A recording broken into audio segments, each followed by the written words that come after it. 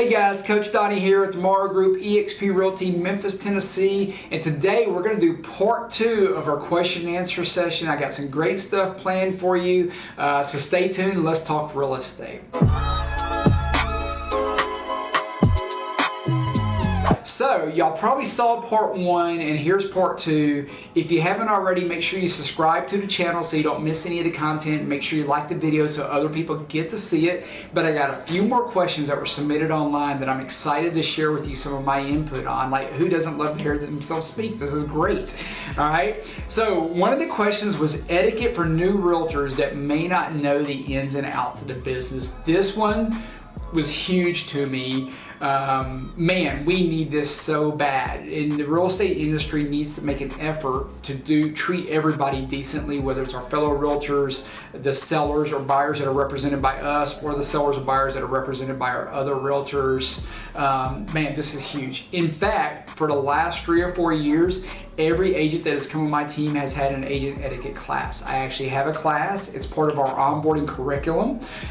It's one of the classes that is done because we want to maintain the amazing relationship we have. Agent etiquette is so important for building relationship with the public and people believing in the real estate industry, but it's also important for us. We're called cooperating agents or co-op agents for a reason, because we're all supposed to be cooperating, and ultimately we are all on the same team. We should all be trying to help everybody meet the same goal, meaning somebody's got a seller that needs to sell their house. Somebody's got a buyer that needs to buy a house, and both agents have a goal of helping those two clients get closed and then get paid, as well as do an amazing job for their clients. So really, we're all on the same team, and we should have a reasonable number of etiquette or a reasonable amount of etiquette. So I'm going to try to throw out a few things out here, okay? Number 1, be respectful of people's houses when you go in them. This is a big one. Turn the lights back off. Lock the doors. You'd be surprised how often agents leave doors unlocked, how often agents take the keys with them, so the next client can't get in, whatever the case might be.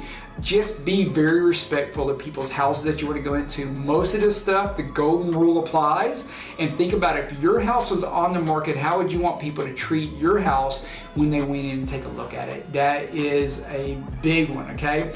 Number 2, know your market. There are some things in markets that are different than others. For instance, in my market, we don't leave business cards. It's not something we do. We don't want you leaving business cards. That's just not how we operate. Other markets, they think you're crazy if you don't leave a business card. So that's just one example, but know your market. Talk to other experienced agents in your brokerage. Ask them what the standards of practice are. That way you can fit in with your market so that you know what is standard there, what other agents will like about you, not like about you. Number 3, communication. Even though we all try, unfortunately, a lot of humans are really, really bad at communication, and I think there's a couple things involved there. First, lose the attitude of not caring about other people. Care about what kind of communication you have with them. Second, be an adult. You would be surprised how often stuff happens and the other agents aren't adult enough to let people know. I remember one in particular where a deal had fallen through because of the buy-side lending had fallen through. The agent didn't tell me. I called this agent for 2 weeks. She answered the phone more than once during that 2 weeks and said, "Hey Donnie, I'm showing a house. I'll call you back in an hour. I can't talk right now." Never called me back. I finally called the lender, and the lender's like, "Oh, that fell through 2 weeks ago." This agent literally was on the phone with me and wasn't adult enough to be honest with me and tell me the deal had fallen through. If you aren't adult enough to put on your big boy or your big girl britches and tell somebody when something has gone wrong, and you're willing to do that other agent's seller a disservice by keeping their house off the market, you don't need a real estate license. I don't remember who the agent is now. I've sold a whole lot of houses, so I don't remember their name. They're probably not in business anymore because of the way they treated people, but I'm just gonna be straight up, you don't deserve a real estate license. That's all there is to it, okay? So that's a big one. Other agent etiquette issues is learn your clients. Don't be scared to ask the questions about what your clients really need and look for. I find that a lot of new agents that don't know the ins and outs of the business just yet are a little bit scared to ask their clients, and you can't do a great job for them without asking those questions. And then I gotta hit this one. This is just the last of just a few off of a long list Some of the markets are still really crazy, which means that the showings are shorter and we're stacked back to back to back.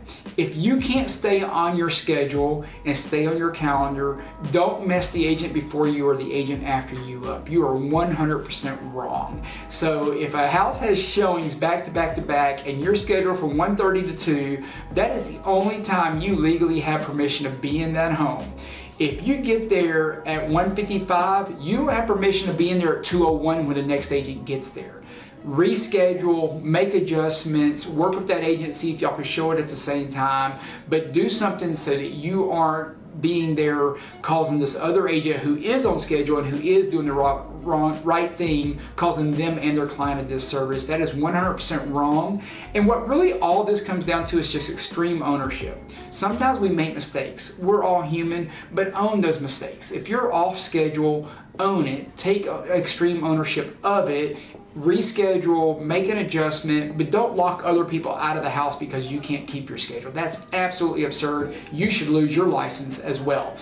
Sorry, I'm being pretty firm about that. As you can tell, I believe in this stuff. Before I go on, don't forget any comments you have for people that might need to hear some agent etiquette things down there in the comments. I don't want it to be a fuss session, but a helpful comment that you can throw in there to help agents out. We'd love to hear more of those ideas as well. The last question I got here, the best way to ask for sponsors for open house or marketing events. Y'all are probably going to be surprised by my initial answer, but here's the best way to get sponsorship. Sell a lot of houses.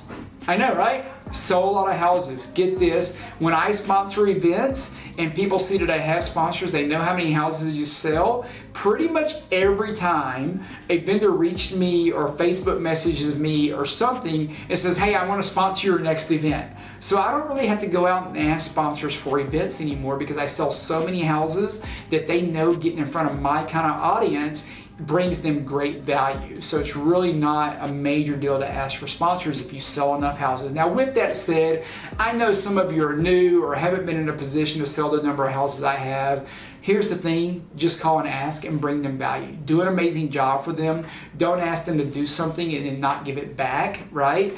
For the most part, it's pretty easy. If you call and ask, most vendors want to get in front of clients. Most vendors want to get in front of other agents. Just think about what the value is to them. So if you're doing a marketing event in front of clients, how can you get a title company value at a marketing event? Well, they can be there to share ideas and meet the clients so that when those clients do get ready to buy or sell a house, they get to be the attorney to do that closing. That also goes back to selling houses, because if that vendor knows that you're going to sell houses and send them the business, then they're going to believe in you and they believe they're going to get something back for their time and their money investment. So it all goes back to selling houses and then just making the ask and bringing those vendors value. Look at those vendors as your clients just like you would your clients. It's something that I've always worked on, is trying to look at everyone as a client, whether they're an agent on my team, whether they're a buyer or seller, or whether they're a vendor. I try to look at them as a client.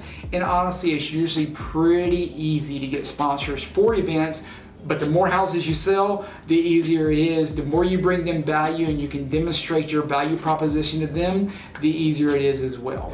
So there you go. I hope that helps you out. If y'all have any other sponsor ideas, jump down and put that in the comments also. As always, do yourself a favor, subscribe to the channel so you don't miss any of the content. Do us a favor and like the video so everybody gets to see it. And look for the video next time here on Coach Donnie Morrow.